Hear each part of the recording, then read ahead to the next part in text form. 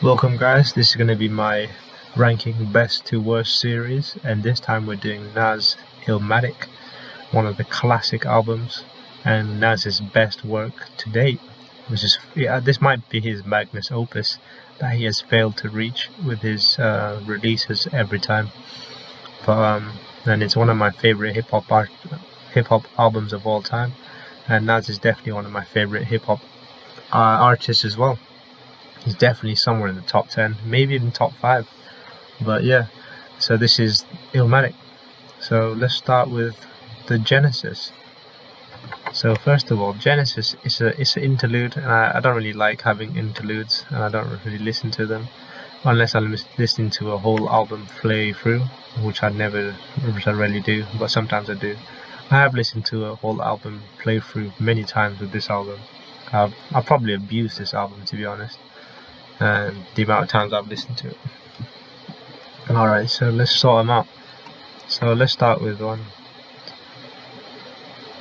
5. Okay, let's start with Memory Lane. Alright, so is New York State of Mind better than Memory Lane? That's a no, so it stays there. You know, it's a solid track. Life's a Bitch, is it better than Memory Lane? I'm afraid in my eyes it's not, so that goes underneath.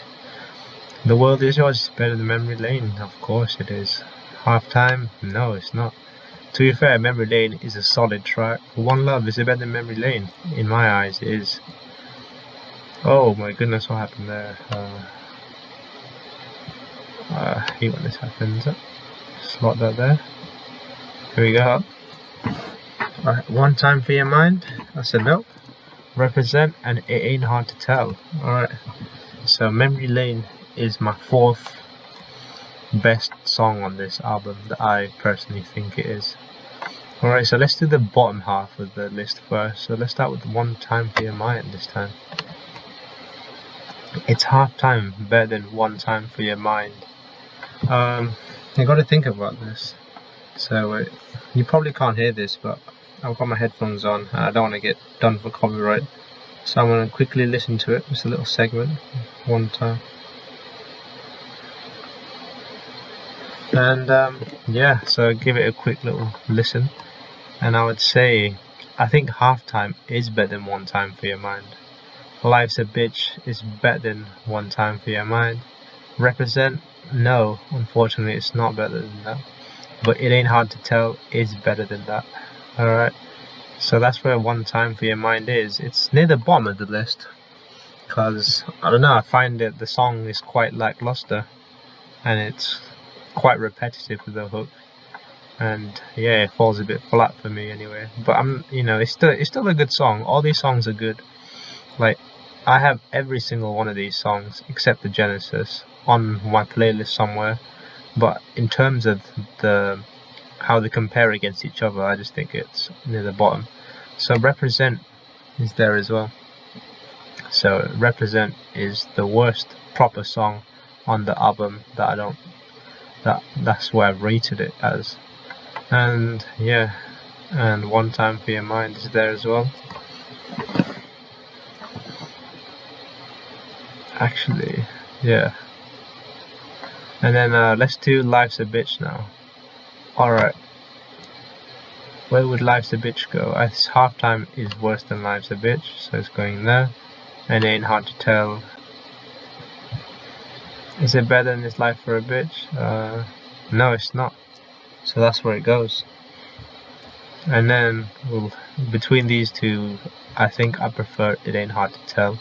I like the little beat switch up it does in It Ain't Hard To Tell, where Nas is when he's rapping the chorus and the beat changes. I find that pretty cool.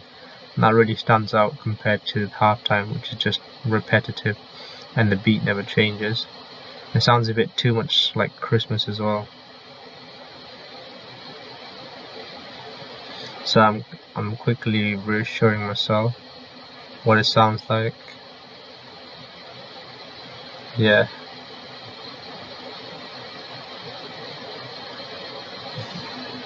And also I just think the beat is harder and It Ain't Hard To Tell as well. It's not changing, but how frustrating. But yeah, so sorry about that.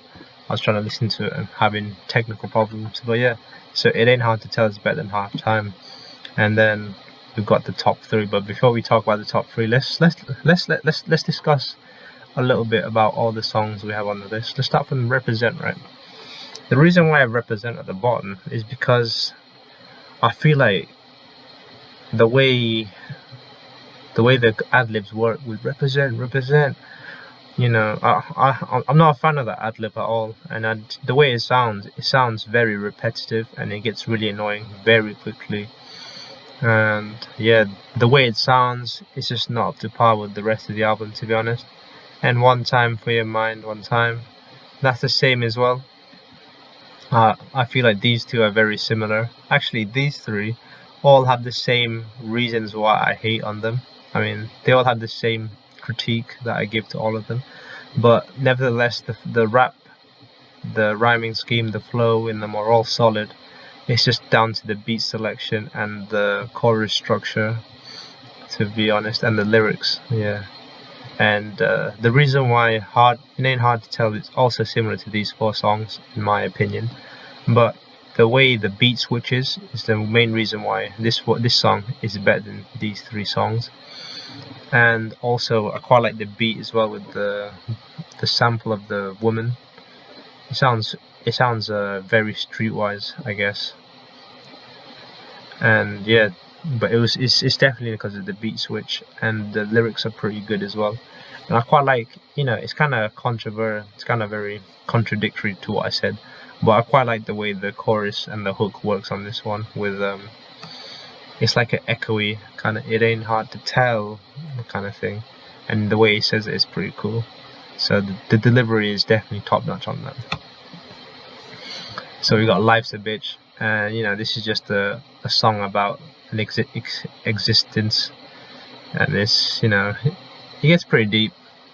But one of the reasons why I like it, it's because of AZ. He's got a standout verse on this, and I quite appreciate that.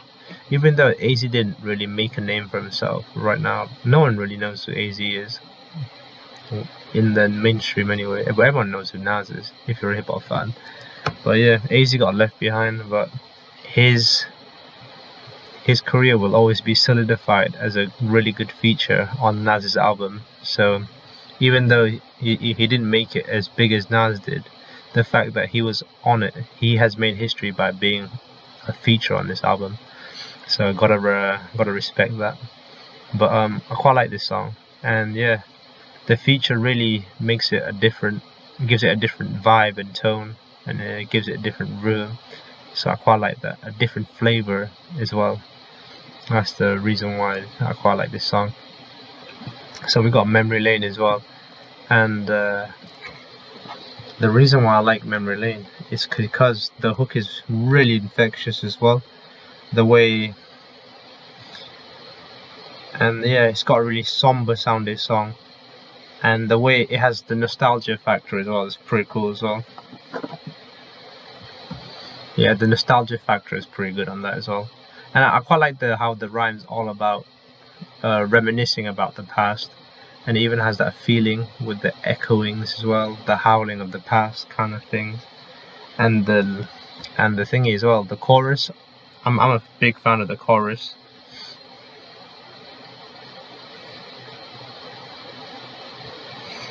Yeah, as I was saying, the chorus is pretty dope, so that's why I'm a big fan of it as well.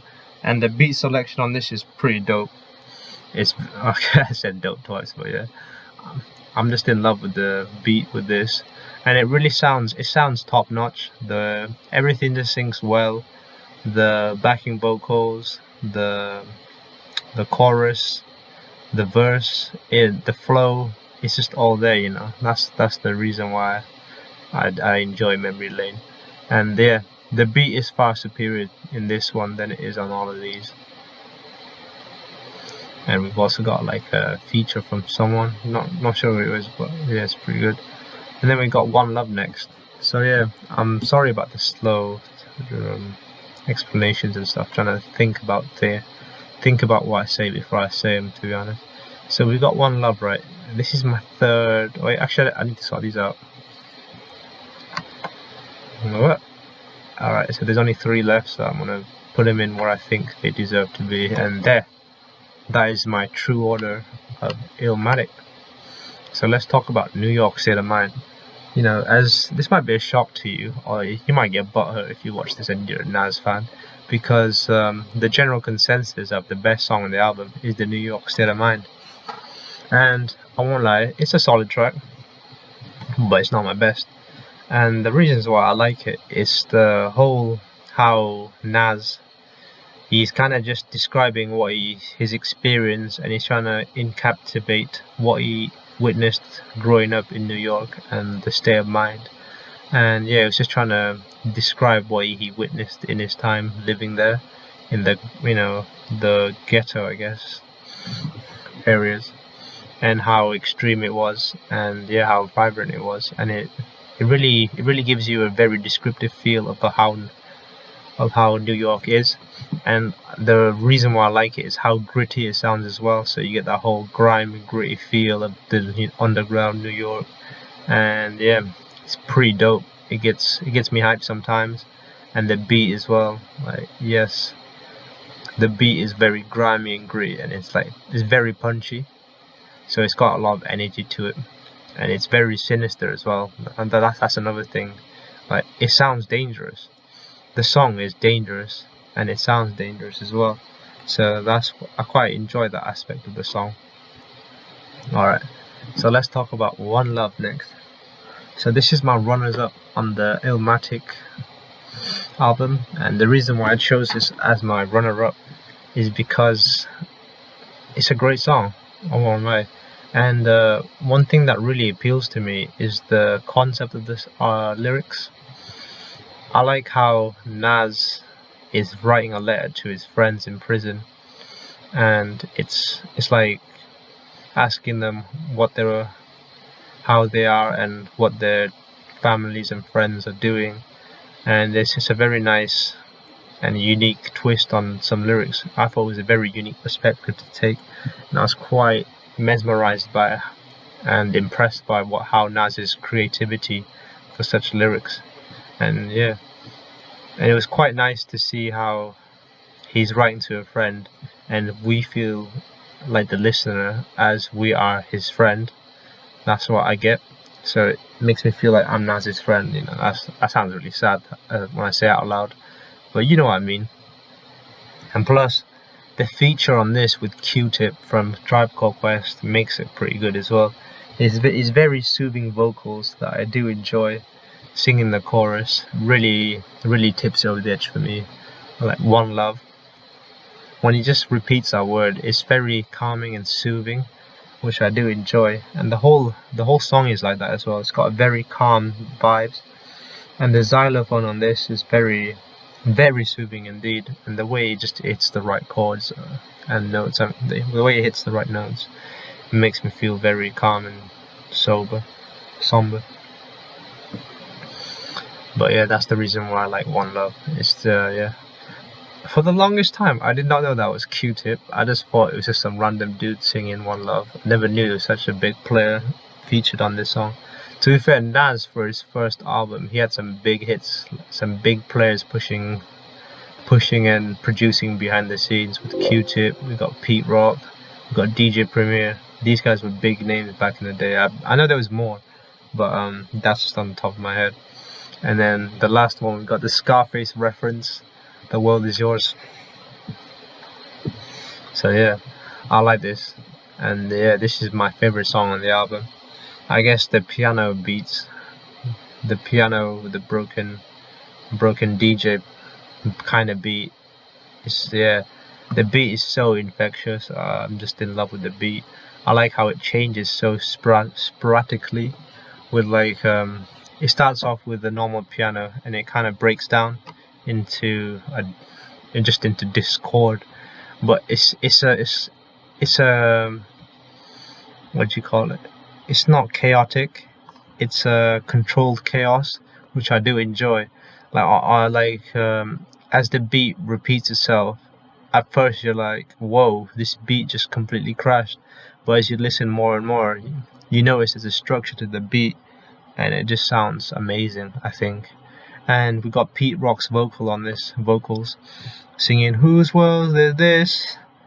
Yeah, the chorus for me is a really standout for this song as well, because it's the only part that I can sing properly. So that's the only part I ever sing, because trying to rap like Nas on this is ridiculous because of the speed and complexity of the lyrics, which is pretty crazy because I've tried and I usually get tongue-tied halfway through. So yeah, so the chorus is definitely my standout with Pete Rock. It was this really deep-ass voice giving that delivery. And let's just talk about the lyrics on this as well, and Nas's flow, right? That's the main reason why I like this song, because of his flow style on this. It's very rapid, but he changes it up so often as well. And yeah, I mean the lyrics, I didn't really pay attention too much to the lyrics in this song, but I quite like how the whole song is about, I quite like the message the song gives, pretty much how the world is yours, you can do what you want with it, make most of your time, blah, etc, that kind of message, which I do enjoy. It gives me a bit of motivation sometimes. I listen to it when I need a bit of motivation. Yeah, but definitely, yeah, this song is definitely my favorite out of the album. And the part where some of the big lines from this I can extract, let me think off the top of my head. The part where a memorable part for me from this song would be I got dead presidents to represent me, right? So he says that a few times throughout the song, which I found was quite powerful lyrics, because what he actually means, right? It took me a while to get as well. I was like, what does he mean by dead presidents? Because I was thinking in the literal sense of someone who's like a dead president, such as Abraham Lincoln or something. But no, he's talking about paper, like money, because those are the dead presidents on the notes, like dollar bills. And the reason why he uses them to represent him is because it feels like the current presidents he doesn't have anyone who actually represents him as per se. So yeah, I thought that was pretty dope, his lyrics. Yeah, so I think I've said enough about this album. Definitely one of the best hip-hop albums I've ever listened to, and it's critically acclaimed to be the best hip-hop album of all time, which it could be. But so an overview: The World Is Yours is my favorite song from Nas, and The Genesis is The Worst. And this has been your boy Origin, signing out. After finishing my Nas video, I thought I'd quickly put some little tidbits I forgot to add in the video because I got lost in the thought. So another reason why I like The World Is Yours is because of his reference to ill will. Like, he has that one lyric, "Rest in peace, ill will," and stuff. And if you don't know who Ill Will is, it doesn't really have any effect on you. But basically, it was Nas's best friend growing up, and he got killed when he was a teenager. So it was a tribute to his best friend, and it's quite emotional, I guess. And the reason how I found out about this, like the importance of that lyric, that line, it became more apparent to me when I watched the Nas Illmatic documentary, where he talks about his experiences and he talks about ill will then. So because of that, it has a bit more meaning to me, even though he was never my friend. But as the fact it was Nas's friend, and you see emotions that he had felt and what it means to him, who ill will is. But yeah, this is a little tidbit, and this is actually in the video. Bye.